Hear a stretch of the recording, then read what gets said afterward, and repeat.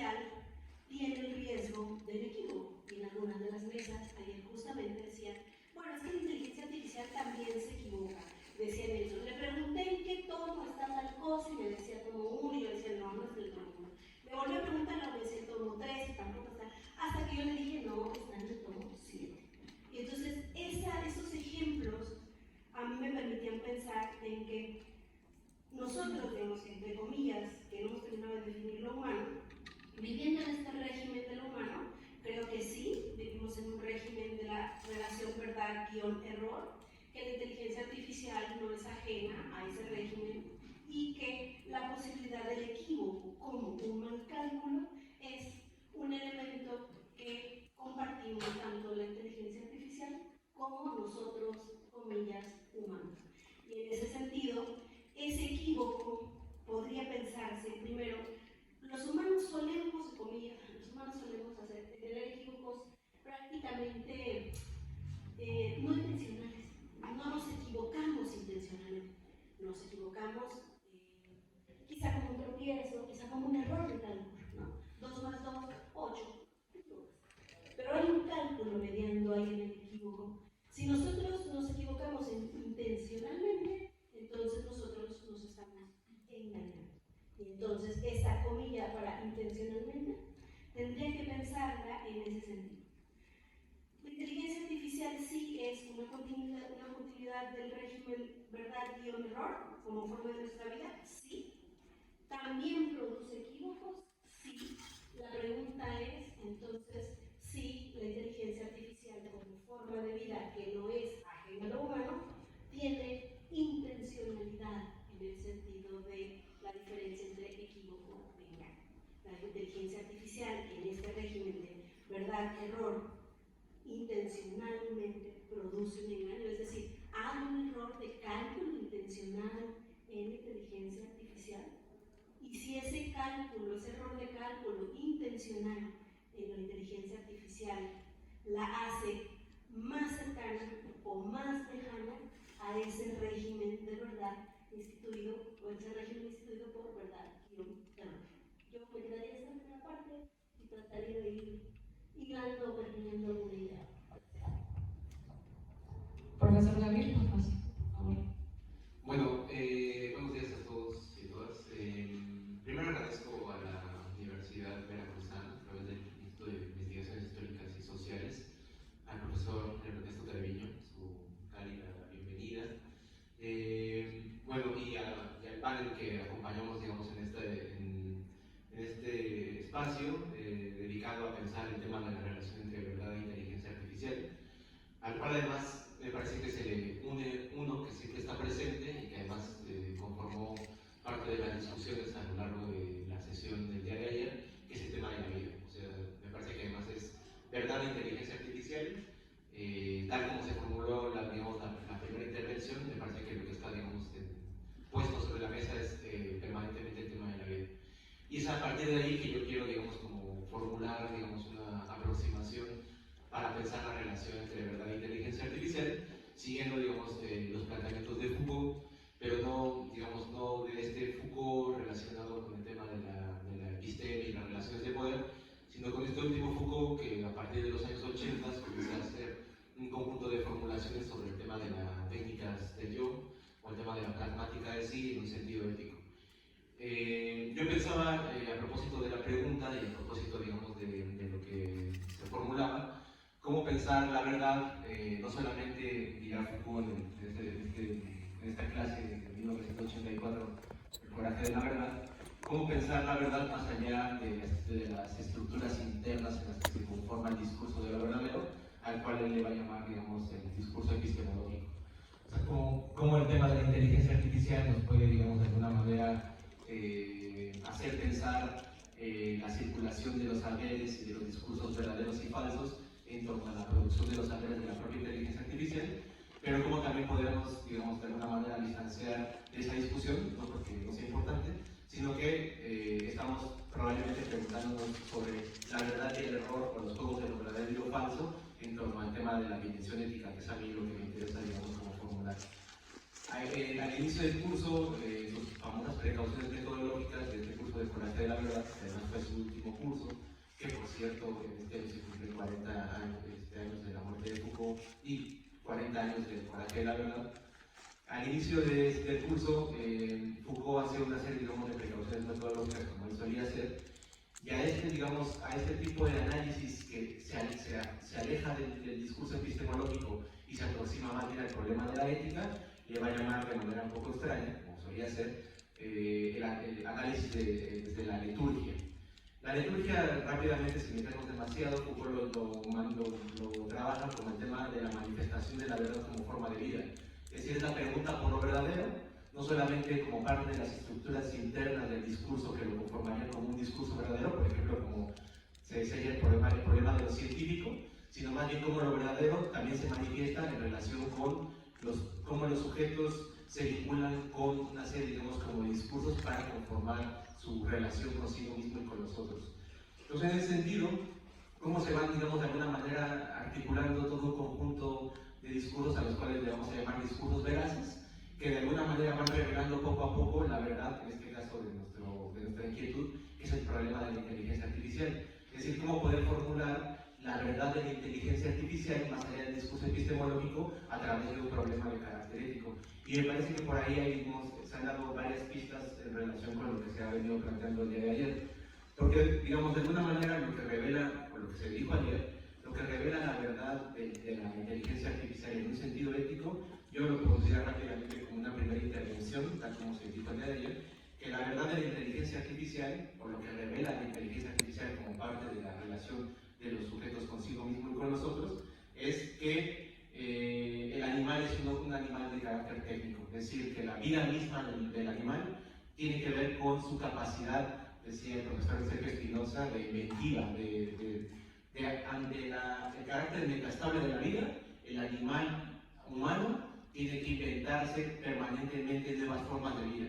Y como la inteligencia artificial, digamos, se inserta en este conjunto, digamos, de relaciones para poder, digamos, de alguna manera sortear aquello que el profesor Sergio Espinosa llamaba una fluctuación sin límites. O sea, para sintetizar, parte de la verdad de la inteligencia artificial se revela en la manera en la que los sujetos se relacionan consigo mismo y con los otros, y cómo en este panorama de la vida, ahora lo diremos, de la vida política, como una manera de fluctuar sin límites, el sujeto se inventa a sí mismo una serie, digamos, como de relaciones ante las cuales responde con una forma de artificio. Me parece que por ahí hay una primera aproximación para poder hablar, digamos, de la relación entre verdad e inteligencia artificial. Muchas gracias, Gabriel. Le damos la palabra a la profesora Ana. Muchas gracias. Bueno, gracias al Instituto de Investigaciones Histórico-Sociales. Muchas gracias, Ernesto. Gracias a todos por estar aquí. Coincidencias y algunas no tanto de lo que menciona Dulce, de lo que se ha mencionado acá. Y con Gabriel, a mí me parece primero una afirmación importante, que la verdad, y un poco en el sentido que lo mencionabas de Sergio, es radical. Y ahí pienso yo no nada más desde el punto de vista, digamos, de la aletheia griega, que tiene que ver con la revelación, con quitar los velos y dejar que se te aparezca el ser, sino lo pienso más en términos de lo que nuestros nahuas consideran como el Nelhuayotl. El Nelhuayotl, que tiene que ver con la raíz Neli, que es tal cual significa raíz. Entonces, curioso que o distinto a lo que se puede concebir en la Grecia, la verdad no es algo que hay que develar y que se nos muestre el ser, sino es algo que está en la raíz y se oculta, pero que sin esa raíz que se oculta y no vemos y que no hay que sacar, ¿no? Es por lo cual todo lo que podemos ver, como el fruto o lo demás, es evidente, ¿no? O existe, tiene posibilidad de existencia. Entonces, en principio, me parece que esta idea del lenguaje como la verdad es todo, verdad es radical, porque tiene que ver con la raíz, es importante para la discusión. Otro elemento que me gustaría plantear, cercano a lo que menciona Dulce, que yo también pensaba, bueno, en efecto, el error no es lo distinto a la verdad, sino, y tampoco es una falla o un equívoco, ¿no? Como lo plantean, digamos, desde los presocráticos, desde Heráclito, Nietzsche, por supuesto, y compañía, Montaigne. El error está más vinculado a una cuestión, a mí me parece, a ver qué les parece a los persianos, a la creencia, ¿no? Es decir, el error tiene que ver con la creencia. La creencia, como dice Peirce, son guían nuestros deseos y conforman nuestras acciones. Es decir, en la siguiente intervención, a ver si podemos hablar un poquito del simulacro, pero digamos, la verdad tiene que ver con esa representación, diría Schopenhauer, que hacemos de nuestro mundo humano. O sea, el mundo no solamente es voluntad, no solo es inmanencia, no solo es, digamos, Zoe, sino también la verdad tiene que ver con la representación que nos hacemos de este mundo. Y también vinculado, digamos, a lo que diría Castoriadis, la verdad como un imaginario radical, es decir, toda sociedad es lo que es en tanto imagina lo que es, digamos, en tanto cree lo que es, y en eso se juega la verdad de lo que es la sociedad. Dice, es un modo de manifestar la vida, ¿no? Es un modo de representar la vida. Y ya nada más para terminar, con lo que incluso ayer se preguntaba, no recuerdo quién nos decía en el panel, o el propio Sergio, que la noción de pensar, y digamos, de pensar vinculado a la verdad, no tiene que ver con el cálculo, o digamos, creo que con Ernesto, ¿no? Algo así lo planteaba. Exacto.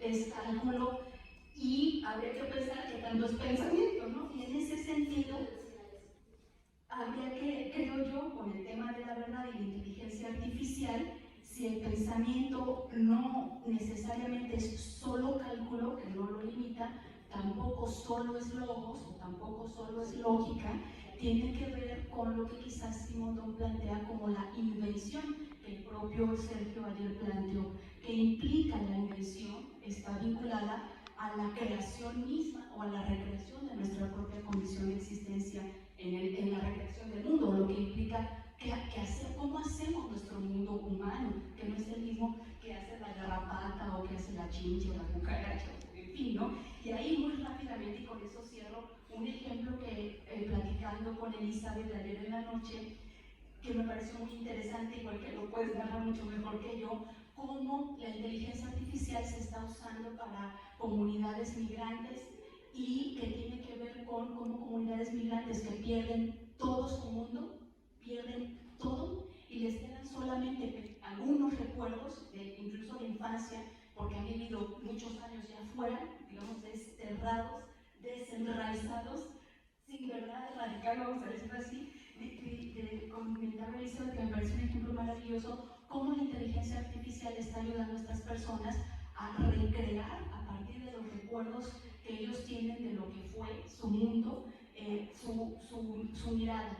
Narraba Elizabeth como una niña decía ver a su papá encarcelado en el edificio de enfrente, y la inteligencia artificial no solamente creaba una fotografía o representaba la fotografía, sino el propio movimiento o el video de los ojos de la niña viendo a su papá que la saludaba. Pero lo maravilloso que la niña tampoco nunca se puede imaginar es cómo en la inteligencia artificial también recreaba lo que el papá veía de la niña. No sé si soy clara, poner en los ojos de la niña los ojos de su padre a través de la inteligencia artificial, en tanto recreación, en tanto imaginario, en tanto lo radical, en tanto la invención del propio mundo. Ahí lo dejo. Muchas gracias. Me estaba pensando en esto de la raíz, en qué tanto la inteligencia artificial echa raíces y con ello produce verdad, con ello produce error. Muy bien, pasamos con Luisa Fernanda. Sí, solamente unos breves comentarios a cada una de las participaciones que dejan mucho que pensar. Pasamos primero con la profesora José, y bueno, rápidamente, pero no es verdad, en este sentido de que estamos hablando de nuevamente convertirlo como un discurso de que puede ser verdad, es ella parte de esta cuestión, ¿qué tanto el error se aleja de la vida, de la verdad? Y pensar en qué medida la inteligencia artificial es otra forma de expresar el error como constitutivo de la verdad.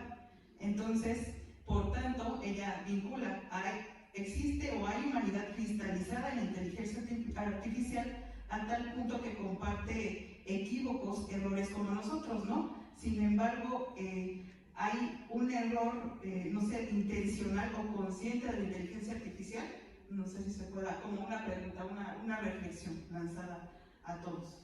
Igual con el profesor Gabriel, parte de esta pregunta, ¿cómo pensar en la verdad más allá de las estructuras internas en las que se conforma el discurso verdadero?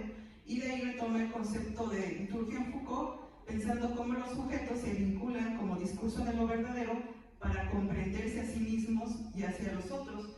Y yo tendría aquí una pregunta que creo que con la doctora puede también la participación comprenderse mejor, es: ¿se puede comprender a las políticas públicas como discursos de la verdad que instituyen una forma nuevamente de verdad para la comprensión de los sujetos sobre sí mismos y sobre los otros? Claro, las políticas públicas desde el ámbito educativo, pensado a ese nivel. Y creo que ya lo responde la participación de la doctora Ana, porque ella va a plantear que el error no es algo distinto de la verdad, no es una falla o un equívoco, el error está vinculado siempre a una relación de creencia, la verdad como representación que hacemos del mundo humano. Por tanto, y bueno, retoma Castoriadis, puede pensarse a las políticas educativas como significaciones imaginarias, desde Castoriadis, que instituyen un tipo de verdad. Yo lo dejaría como una pregunta, o si es posible. Gracias, Luisa. Vamos a pasar un poco ahora con el artificio, que igual se hablaba un poco ayer con el profesor Sergio, con el profesor Nelson, de la propia inteligencia. La pregunta va: ¿hasta dónde la propia artificialidad de la inteligencia la coloca en un lugar distinto a la verdad, a lo real, a lo auténtico, por encima de lo falso, a la imitación o al simulacro? ¿Acaso lo virtual no es una forma de lo real? Empezamos con la profesora Dulce. Bien. Yo creo que la primera parte de la pregunta ya la respondió Ana y yo estoy de acuerdo con eso. La verdad no es error, no es equívoco, y hay, incluso tratándonos de alejar de los pensamientos dicotómicos de verdad, error, mentira, falsedad, eso es como importante ya ese idioma. Y estoy completamente de acuerdo. Para responder a esta pregunta, me iría a la segunda pregunta de la segunda pregunta, que es si lo virtual no es una forma de lo real. Y respondería con dos cosas, y que espero no sean contradictorias, porque una la tenía más o menos pensada y la otra la acabo de elaborar a raíz de la conversación con Gabriela y Ana y Fer. Primero yo diría, junto con Levi, que lo virtual es una especie de actualización de lo acontecido. Entonces escapa al régimen error, verdad, mentira, falsedad. Entonces lo virtual es una forma de actualizar lo acontecido, por lo tanto, entre comillas, tendría su propia existencia virtual. Obviamente hay gente que todavía la va a poner como opuesta a lo tangible, pero no es esa la discusión que me interesa. Entonces, la virtualidad o lo virtual como una actualización sería más o menos un modo de existencia que actualiza lo acontecido, por lo tanto es una producción nueva, es una producción virtual nueva. Ahora bien, dicho esto, me gusta lo que plantea Ana cuando ella dice, y retomando me parece que a Sergio, no sé si estoy en esta parte, Ana, ¿me ayudas? Sobre la recreación. La inteligencia artificial también sí es una inteligencia artificial, por tanto lo virtual que se produce en la inteligencia artificial es una forma de lo real, no realismo, no lo real en tanto actual, pensándolo así como actual. También creo que es una recreación, lo virtual es una recreación. Ahora la pregunta sería más en el sentido de como tratando de mirar los algoritmos y esta dimensión digital algorítmica que se nos presenta, incluso yo que llamaba una inteligencia generativa, y Treviño utilizó un nombre más para la inteligencia, no alcancé a encontrar. Aumentada. Puede ser, pero las diferentes formas de inteligencia que llamamos ahora, ¿no?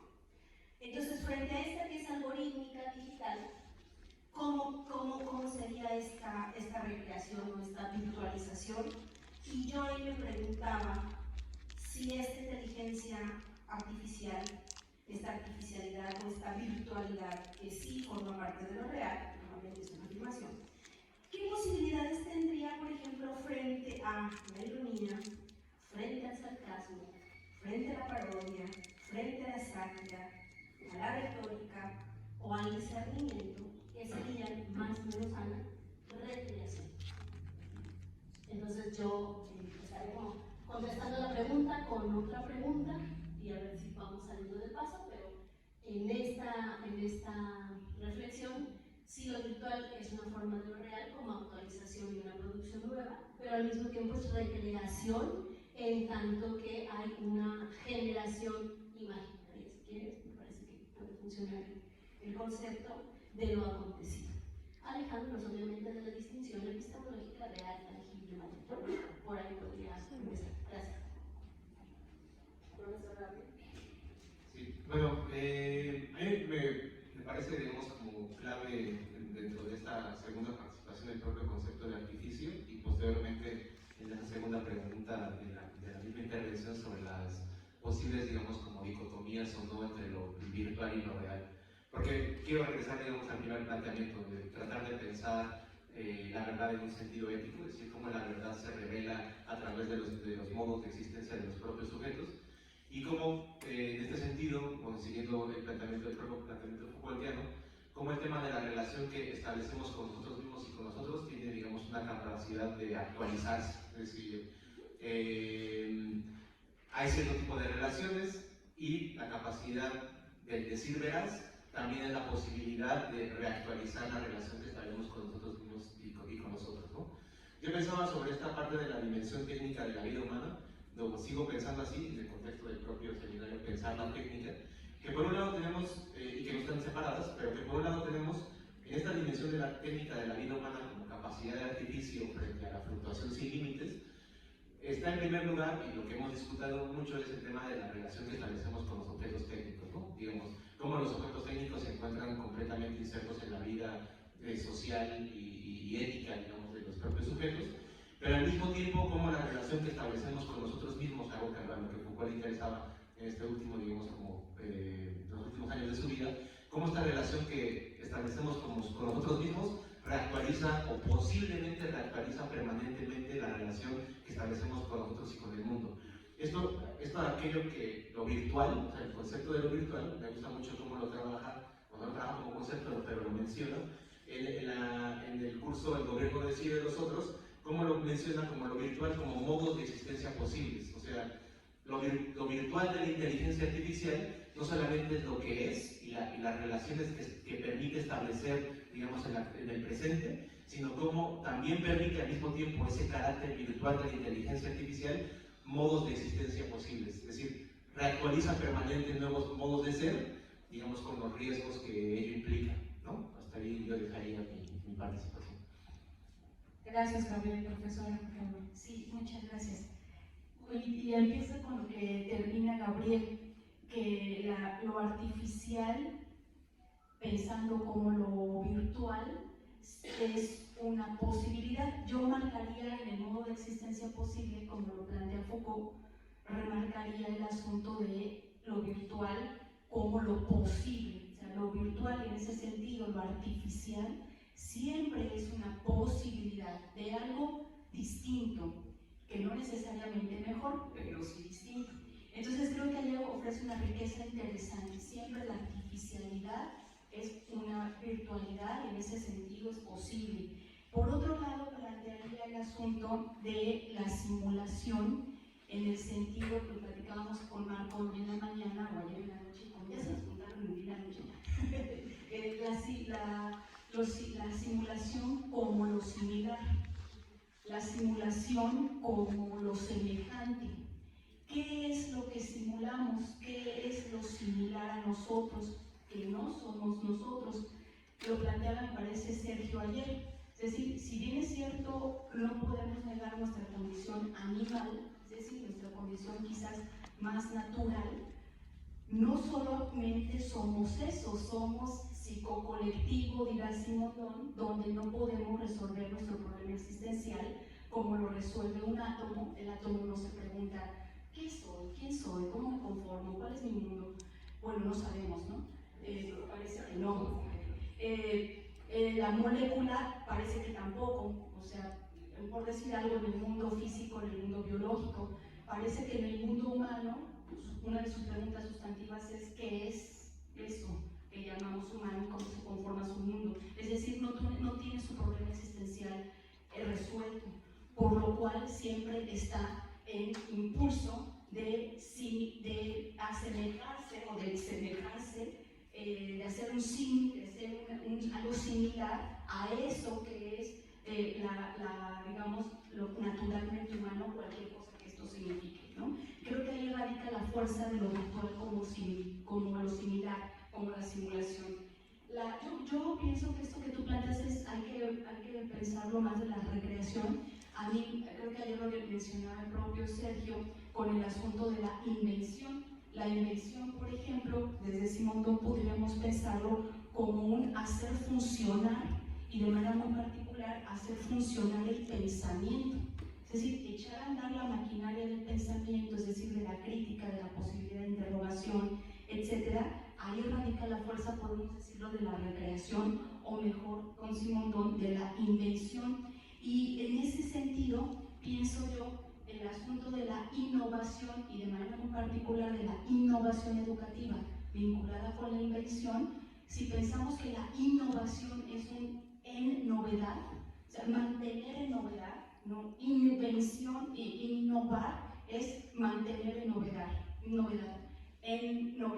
Eso podríamos decir. Entonces, en ese sentido, la innovación educativa o la innovación técnica o la innovación incluso en términos de estrategias políticas, no lo sé, tendría que ver, me parece a mí, vinculado con la simulación y vinculado con la invención, es decir, con la inteligencia artificial, tendría que pensarse como el mantenimiento de la novedad de esa simulación constante que somos. O sea, intentamos todo el tiempo mantener una semejanza que siempre nos niega, digámoslo así. Decía ayer Sergio, nos mantiene siempre descentrados, ¿no? O sea, lo que creo que hay que mantener en novedad es ese descentramiento. Y ya solamente para concluir, poco regresando a la pregunta anterior de la verdad, pensando en Foucault, la verdad y las formas jurídicas, es muy interesante cómo Foucault plantea el asunto de la verdad en ese conjunto de conferencias como forma jurídica, es decir, digamos, como regímenes de elección, como reglas de elección. Si ayer con Ernesto hablábamos un poco de cómo podemos regular el ChatGPT o el uso de inteligencia artificial, y yo un poco hacía el símil de regular la erupción volcánica y decirle no, momento, que mejor el domingo o mejor el próximo año, tal, y que pudiese ser como así, un poco, no sé cómo llamarlo, difícil de pensarlo así. Quizás si pudiéramos pensar la verdad, justo como lo plantea Foucault,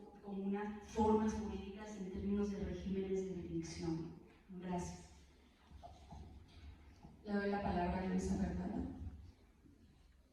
Gracias. Bueno, comenzamos con la profesora Dulce, y ella, bueno, piensa o mantiene que lo virtual es una forma de actualizar lo acontecido, es un modo de existencia en lo propio virtual, y parte de pensar a lo virtual como una recreación. En esto con el ejemplo de los algoritmos, y parte de la siguiente reflexión también, espero corregirme si no, cualquier cosa aquí se puede ver. Esta virtualidad que forma parte de lo real, pero al mismo tiempo es una recreación, puede pensarse como recreación de impulsos, de afecciones, de la emotividad en lo humano. Me parece una reflexión que deja para todos. Ya seguimos ahora con el profesor Gabriel, y el profesor Gabriel parte de que la dimensión técnica de la vida humana es una capacidad de artificio, pensándolo en relación a lo que a cómo nos relacionamos más bien con los objetos técnicos, y cómo los objetos técnicos también están vinculados a nosotros mismos, y en eso mismo una reactualización permanente en relación con los otros, es decir, una relación con los objetos técnicos en relación hacia nosotros mismos y a nosotros. Lo virtual es un modo de existencia de lo posible, en eso concluye el profesor Gabriel. Y pasando por la profesora Ana Valle, dice, lo virtual es una posibilidad de algo distinto. Pensar en la simulación me hizo mucho recordar el texto de Jean Baudrillard sobre justamente esta parte del texto, del concepto de simular. Y bueno, la simulación como lo similar, impulso de hacer algo similar a lo naturalmente humano. es ahí donde radica la fuerza de lo virtual. Y bueno, simplemente yo dejo una pregunta para todos, y desde esto que se está tratando, desde el punto, podemos pensar desde el concepto de lo transindividual con Simondón, puede existir una relación, comprendiendo que lo transindividual es una relación entre las individuaciones psíquica, vital, técnica, colectiva. ¿Puede realmente separarse lo virtual de lo real, pensándolo desde el concepto de lo transindividual en Gilbert Simondon? Vamos a abrir una ronda de preguntas al público para que puedan seguir el diálogo. Entonces empezamos con el profesor Nelson, Sandra y el profesor y Moisés. Ya después, si quieren unirse más, les damos la palabra, recordándoles que sean concretos, que redondeen su pregunta. Sí, muchas veces, no sé si era, o así lo digo porque creo que están transmitiendo.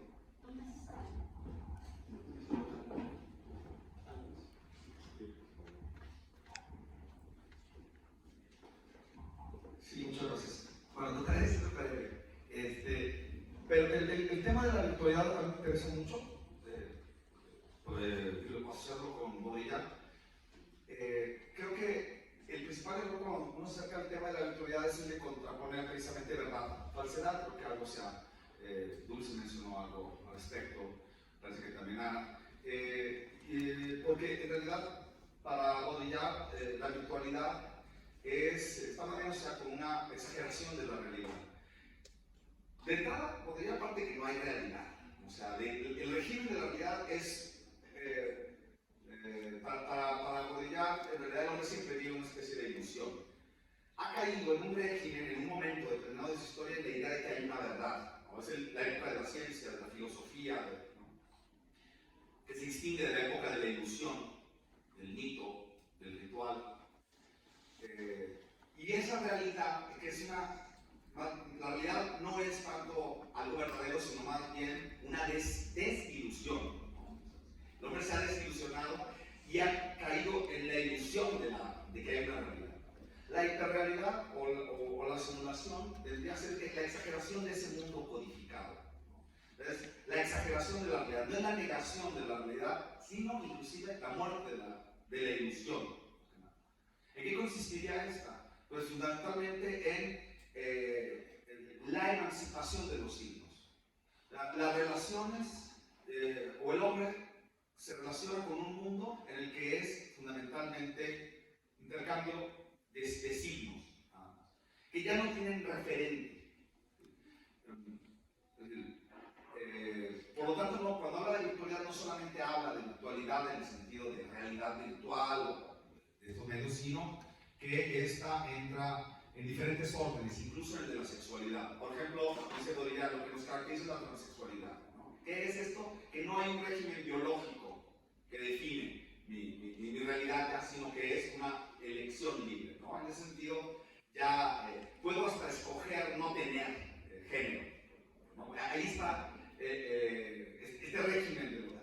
A eso corresponde la virtualidad, no nada más a esta cuestión de la realidad virtual o del simulacro entendido como imitación, sino que esa imitación luego se convierte en más real, en algo que tiende a ser más real que la propia realidad, ¿no? Nuestra realidad social, por ejemplo, en las redes sociales, es más importante en ese universo que el de las relaciones de personas que tenemos con contacto. Ahí se usurpa la realidad. Bueno, quería nada más mencionar eso y recordar que también en el ámbito de lo ilusorio, porque algo se mencionó del ritual muy brevemente, en el ámbito de lo ilusorio es al revés. El mundo es el que está lleno de signos, o sea, el mundo es un signo. No es que el hombre cree signos, que de un mundo como emancipado de la realidad, sean tres regímenes, por decirlo así. El régimen perfecto lo plantea así, ¿no? El mundo lleno de símbolos, el mundo como signo, de hecho, sería el régimen de lo ilusorio, el de lo real, el de los signos que duplican o mimetizan a un mundo que está allá, y el de lo virtual tendría que ser este mundo de autonomía de los símbolos sin referente. Esa sería como la visión que tenemos. No sé qué opinan al respecto. Gracias. ¿Me pueden pasar la palabra a Sandra, por favor? Gracias. Bueno, muchas gracias por el panel. Me hicieron pensar muchas cosas, pero para ser concreta, Gabriel, planteas que la verdad se revela en la relación del sujeto consigo mismo y con nosotros, y me hiciste recordar mucho a que en el panel de ayer con Marlene, ella mencionaba que el conocimiento de sí se da a partir del objeto técnico o de la relación que tenemos con el objeto técnico. Entonces, ambos me hacen ir a pensar los algoritmos. Entonces, un poco la pregunta, pero para todos, es cómo podrían pensar los algoritmos a partir de esto, ¿no? Tanto la creación de verdad y la revelación, tal vez, de una verdad de nosotros mismos, o cómo a partir del algoritmo podemos conocernos a nosotros mismos, y si es que se pudiera pensar y cómo lo pensarían la noción de deseo. Esa sería mi pregunta. Al profesor Ernesto Treviño.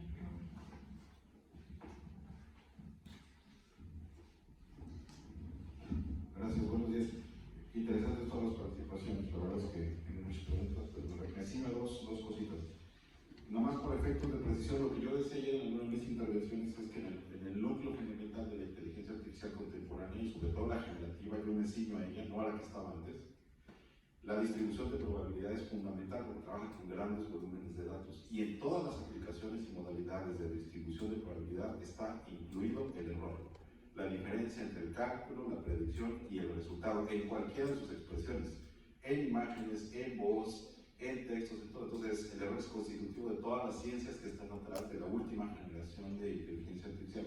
Lo dejo ahí como un dato para pensar, porque no es que el error no existe, está calculado y se puede expresar de un montón de maneras, ¿no? Y esto me lleva a mi pregunta, que es una pregunta bien mundana, no tiene nada que ver con los debates conceptuales. Miren, una de las grandes preocupaciones que soltó la inteligencia artificial generativa, no la anterior, no la que usamos en robótica ni en otras cosas, la actual, es que mucha gente deliberadamente la usa para hacer cosas creativas, interesantes y también para mentir. Entonces, el problema que se nos plantea socialmente hablando en el mundo, ahora sí que cotidianamente existente, es que hay gente que le pone la voz a una persona que no corresponde, que hace parecer que otra persona esté teniendo relaciones sexuales con alguien que no es, que se inventen historias que no existen. Entonces, el asunto, aquí el significante verdad y el significante error están ocupados por una gran pluralidad de significados. Entonces, yo quisiera conocer su opinión a qué tipo de régimen de discusión nos va a permitir eso, porque no es que esa inteligencia artificial se esté usando en lo privado, se está usando en lo público y está usándose deliberadamente para inducir error, mentira, realidad alternativa, etc. Entonces yo quisiera remitirlos, si les interesa, no tienen por qué, a esta pregunta mucho más mundana. Pues, gracias. Gracias por la pregunta. Le damos la palabra a Moisés, aquí, la primera fila. Gracias. Gracias, pues agradecer las participaciones en el panel. Las mías son dos preguntas igual sencillas. La primera, un poco retomando lo de el doctor Treviño. Justamente la cuestión de la intencionalidad de la que mencionaban algunos de ustedes, creo que la inteligencia artificial se está usando ya con una intencionalidad, pero cuando ella misma tuvo una intencionalidad por sí misma y tenga alguna especie de interés o algún deseo hacia nosotros, justamente hay que, ¿cómo podemos pensar ese surgimiento o esa capacidad que puede llegar a tener la inteligencia artificial? Yo sé que sería hacer un poquito de perspectiva, ¿no? Porque ahorita creo que no ocurre todavía. Sin embargo, la inteligencia artificial, como se mencionó en las participaciones anteriores, desde ayer, ya crea algoritmos y ya crea ciertas formas de control por sí mismo, que ni siquiera los humanos lo pueden controlar del todo. Entonces, ¿cómo la verdad entraría justamente en esta intencionalidad que puede adquirir la misma inteligencia artificial, fuera ya también o fuera del control de lo mismo humano? Y finalmente, una pregunta que se quedó también de ayer, que ya por tiempo no se pudo contestar, pero que la mencionaron mucho, es justamente la realidad última.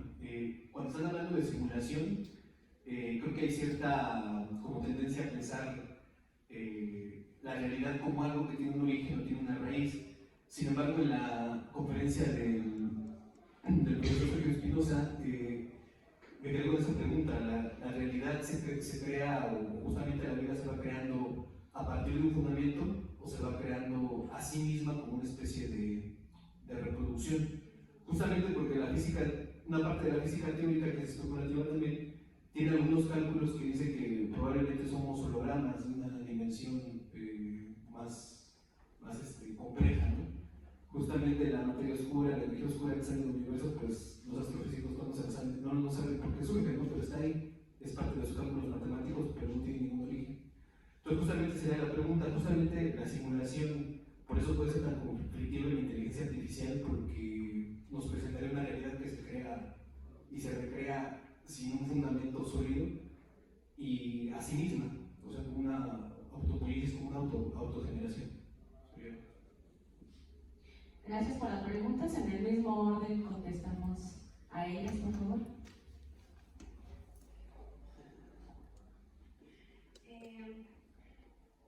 No tengo capacidad de procesar todo, traté de tomar nota, algunas 2 o 3 ideas, traté de pillarlas, es muy probable que falle terriblemente.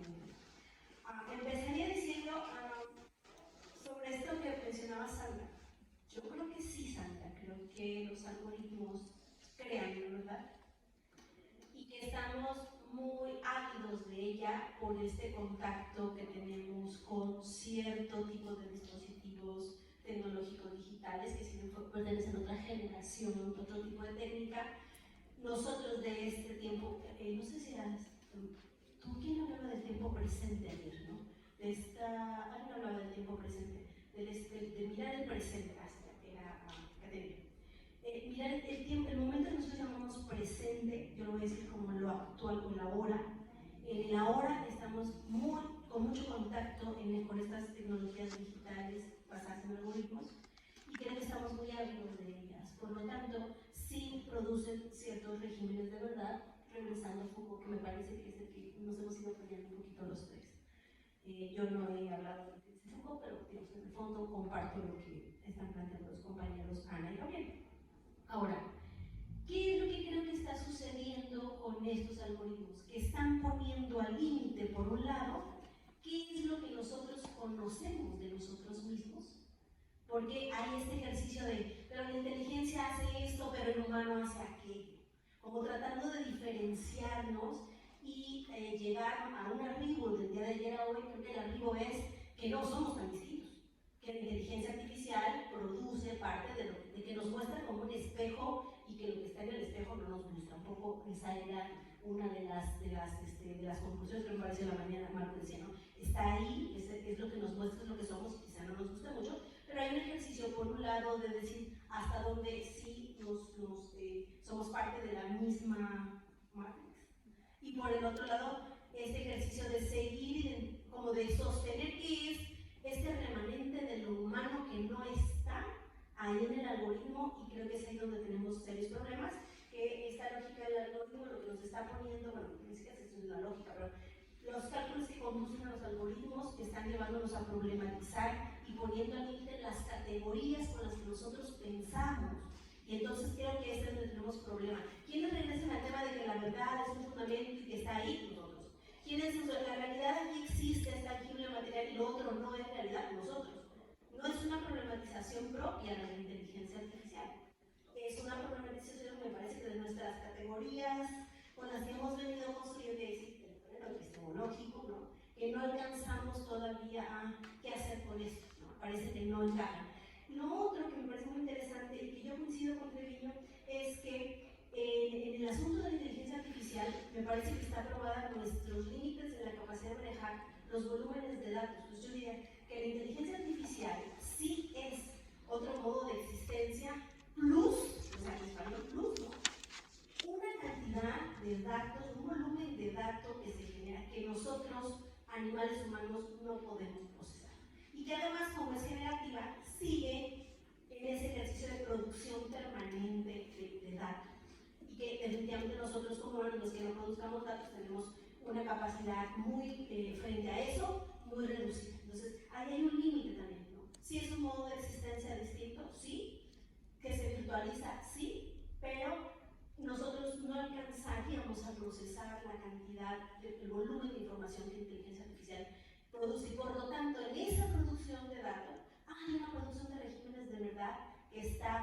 recursiva, o sea, no termina y no termina, y es muy probable que eso siga ahí, como, yo no sé, pero me la estoy imaginando como esos satélites que se mueven y que siguen allá en el espacio y que el espacio es un basurero de cosas metálicas que algún día mandamos.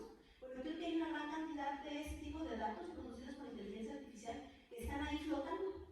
¿Quién sabe en qué? Digamos, flotar es una categoría vieja para esto, pero no podemos con ella, o sea, no hay un límite, digamos, para nosotros. Creo que experimentar ese límite nos recuerda la finitud, y creo que es en esa finitud en donde nos volvemos a ver forzados a pensar en inteligencia artificial, porque nos está planteando que como animales humanos hay algo que nos sobrepasa y nos está confirmando que ese algo que nos sobrepasa es lo que, digamos, históricamente o en otro tiempo o con otra tecnología fue el volcán de Anto. Nos sobrepasaron las erupciones y nosotros veíamos ahí nuestra finitud. Ahora no podemos evitar las erupciones igual, pero nos preocupa más el algoritmo y la inteligencia artificial con sus regímenes de verdad, que es lo que están haciendo, mostrarnos esa finitud, y nos produce mucha angustia.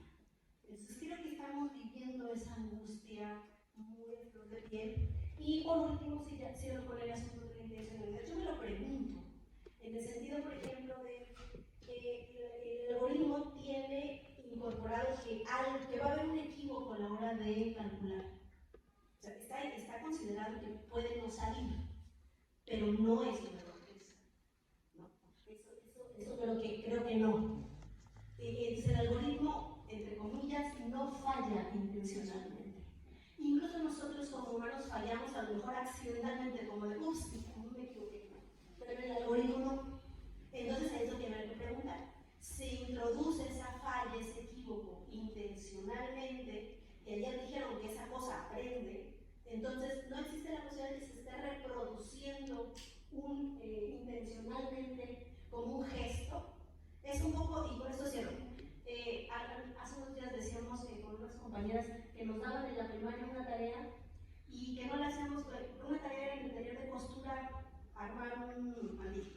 Entonces no faltó la que dijo, yo lo llevé con una costurera, pero le dije, hazlo como que no lo hiciste tú, que parezca que lo hice yo, que no sé costurar. No, llevando esta analogía a la inteligencia artificial, yo incluso pienso, no existe la posibilidad de que ese fallo en el cálculo esté incorporado intencionalmente para que parezca más humano.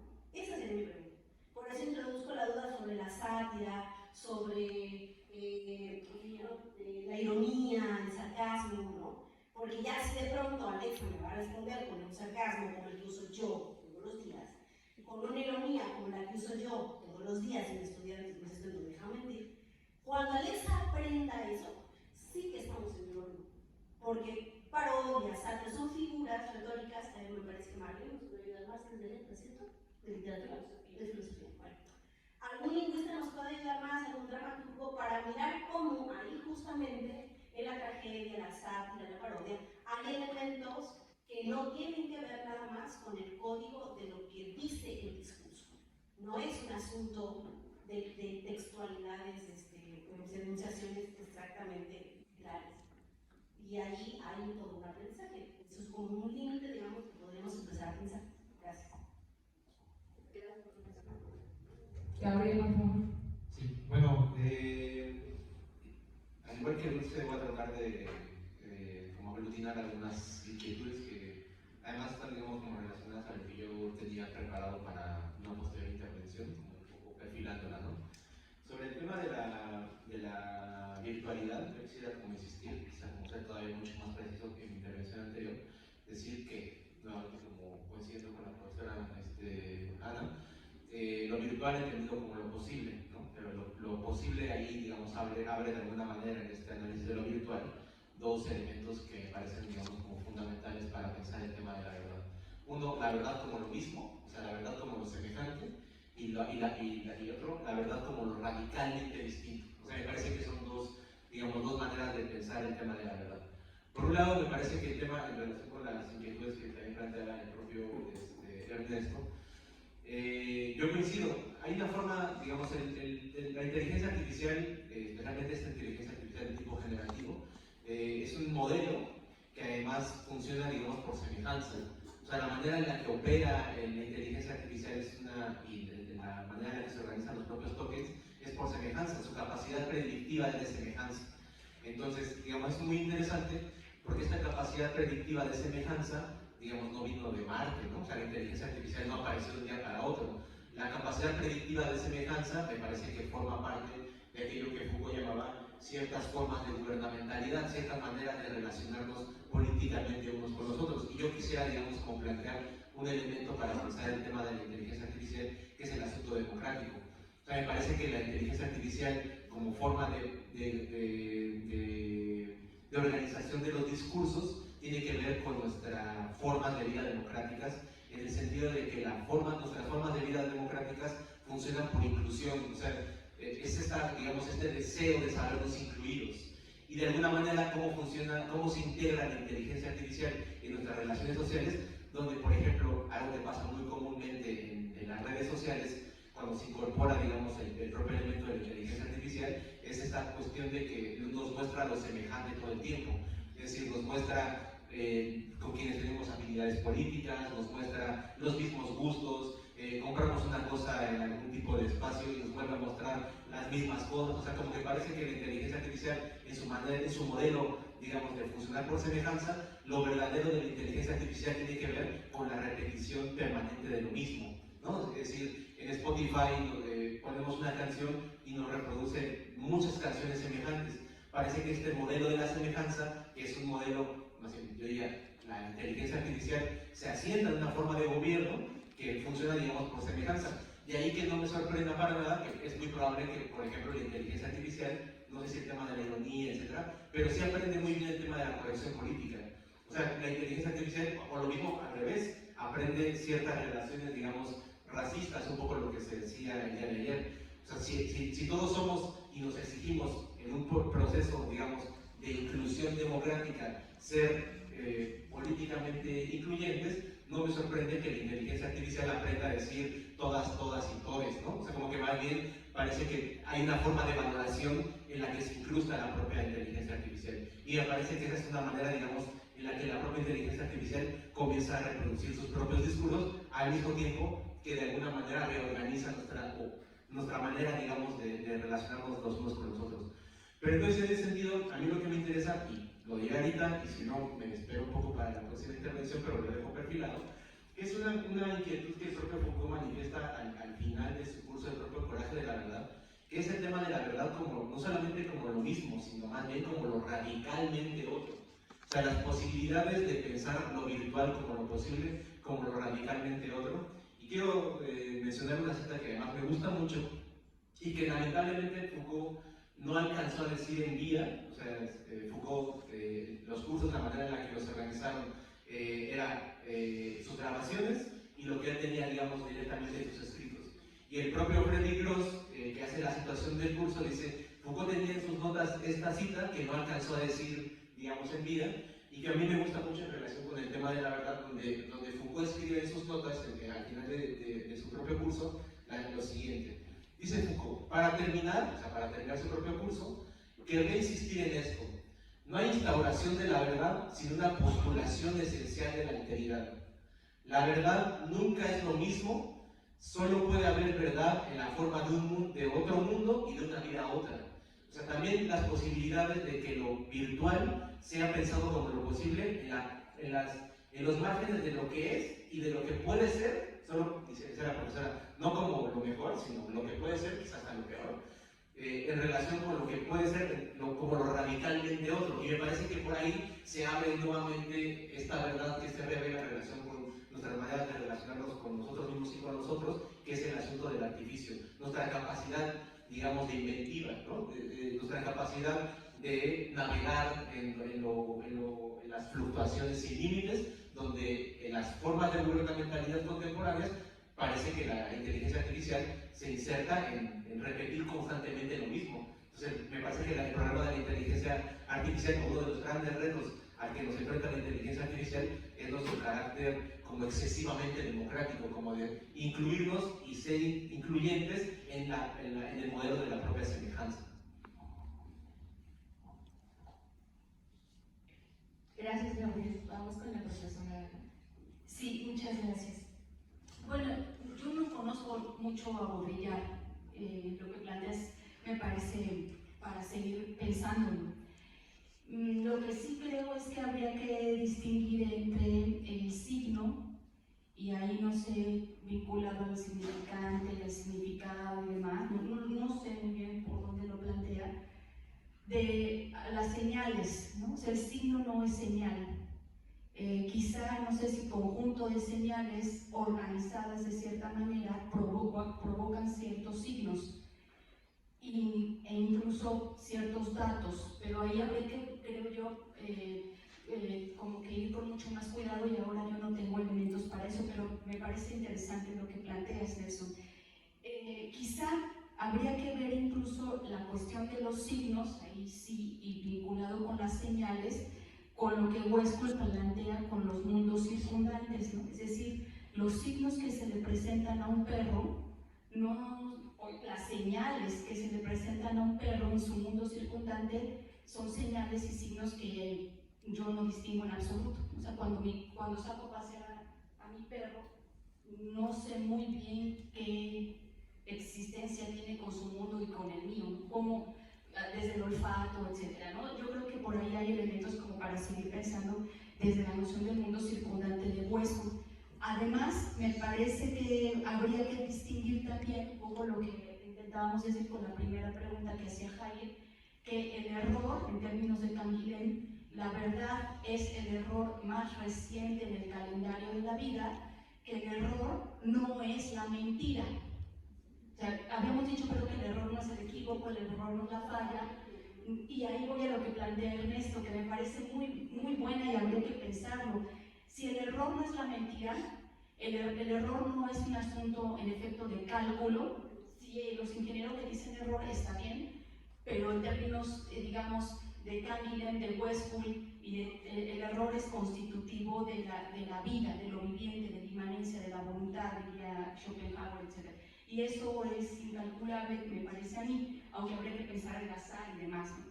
Pero creo que lo que plantea Ernesto respecto a las mentiras, por ejemplo, que dicen que yo dije y sale el video con que yo estoy diciendo cosas que no dije, sino es la cuestión de la mentira, y que la mentira tampoco, en términos, por ejemplo, de lo que Frida trabajó en algún momento de los juegos de rol, o lo que ubican en ciertos videojuegos o demás de la inteligencia artificial, o lo que ayer planteaba usted respecto a las diferentes modos en cómo la inteligencia artificial y la cuestión cardíaca, ¿no? La cuestión de la operación que le hicieron del corazón y demás, cómo la inteligencia artificial en los juegos de rol y puesta en otros ámbitos no necesariamente tiene que ver con un asunto de la mentira, sino con el juego, ¿no? O con la simulación, con los juegos de lenguaje, incluso podríamos decir, o con la simulación, pero no con la mentira. Lo que plantea Ernesto me parece que nos lleva a una reflexión, bueno, por lo menos a mí, distinta. Por un lado, pensar por qué esa ímpetu de mentiras, que sale el video de gente diciendo cosas que en verdad no dijo, o que realmente no dijo. Eso se llama mentira, eso no se llama simulación y no se llama error, se llama mentira. ¿Por qué de pronto eso? Y a mí creo que pudiéramos pensarlo, pero no lo sé, a partir de esta especie de pruebas, múltiples pruebas de las distintas conexiones que podemos hacer con el mundo para recrear realidades distintas que nos permitan vivir de un modo u otro que no es el que conocemos hasta ahora a partir de la inteligencia artificial. Es decir, ¿por qué mentir tanto? ¿Por qué puede haber en este momento cosas que hay 5 Ernestos Treviño y solo uno es Ernesto Treviño? Los demás no son simulaciones, no son errores, son mentiras. Y ahí creo que lleva a un asunto de las múltiples conexiones que podemos tener con el mundo, como decía, y a lo que quizás podríamos pensar con el aguzamiento tremendo de la percepción. Un poco el ejemplo que ponía yo con mi perro, o con los perros, o con las chinches, o las cucarachas, lo que puede ser.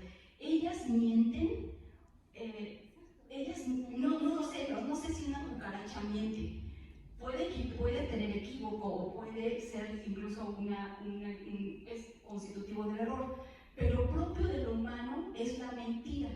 ¿Por qué ahora la mentira sale como una manera, como una alerta, como un foco de una distinción de lo que es verdadero, incluso por supuesto de lo que es un error en términos de la voluntad, vamos a decirlo así, y de lo que es una mentira? Y creo, y ya con esto termino, nada más como para precisarme a mí, quizá, el asunto de qué es la cuestión de lo generativo, que quizás por ahí podríamos pensar el asunto de la mentira. El chat GPT, que por sus siglas en inglés se refieren a un transformador preentrenado generativo, trata de un modelo de lenguaje generativo. ChatGPT es un lenguaje generativo. ¿Qué significa generativo? Que hace que las cosas sucedan. Vamos a entenderlo así. El lenguaje generativo es algo que hace que las cosas sucedan, que está entrenado, este lenguaje generativo está entrenado para mantener conversaciones, por eso se llama chat, al convertir registros y datos en oraciones con sentido. La mesa está rota, ¿no? O sea, tienen oraciones con sentido. Dicha conversación se basa en condicionamientos clásicos del aprendizaje, es decir, hasta ahora el aprendizaje algorítmico, y de ahí la gubernamentalidad incluso algorítmica, está fundada en el condicionamiento clásico, es decir, de estímulos-respuesta, y en la minería de datos. O sea, son dos cosas, el condicionamiento clásico y la minería de datos. ¿Qué significa la minería de datos? Descubrir patrones en grandes volúmenes del conjunto de datos, lo que mencionaba Ernesto. Y digo yo, bueno, esto es un poco investigando qué significa ChatGPT, ¿no? ¿Qué es esto? Yo, aún más, el ChatGPT es un chatbot de inteligencia artificial, donde el bot alude a la palabra checa, o se junta con la palabra checa, robot, que puede significar trabajo duro o servidumbre o esclavitud. Y la inteligencia artificial, en términos formales, pretende razonar, organizar, reproducir, recrear, inventar inteligencia y procesos cognitivos propios de los humanos, comprometiendo elementos biológicos, matemáticos, mecánicos, entre otros. De esta manera, el ChatGPT es una charla mantenida por esclavos que buscan replicar la inteligencia humana. Para no obviar, hasta ahora, el ChatGPT posibilita charlas, no diálogos. Ya lo veo. Muchas gracias. Pasamos con Luisa para sus comentarios y después hacemos otra ronda de preguntas.